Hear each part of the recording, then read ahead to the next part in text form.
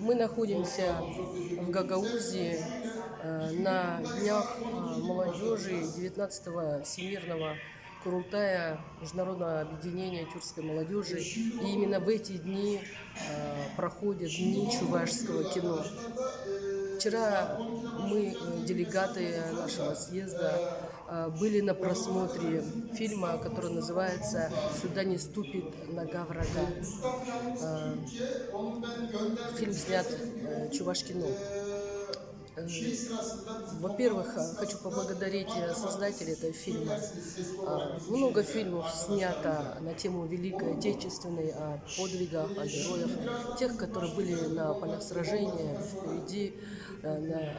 Но именно в тылу, как в то время работали, переживали, отдавали все свои силы, до последнего издыхания отдавали свою жизнь во благо победы.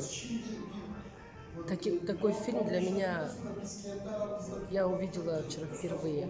Он на самом деле это документальный фильм. Мы видим тех людей, тех женщин, которые были совсем молодые девочки, да, которые трудились в этот изнурительный труд, как они копали эти траншеи в любую погоду, в морозы. И сегодня им 90, 95, 100, за 100 лет бабушки. И они сами дрожащим голосом до сих пор чувствуют ту свою боль, которую они пережили, они передают нам это. На самом деле зал плакал, были слезы, были сильные переживания. Мы как будто пропустили это через себя. И вот эти фильмы, они нужны. Спасибо создателям фильма.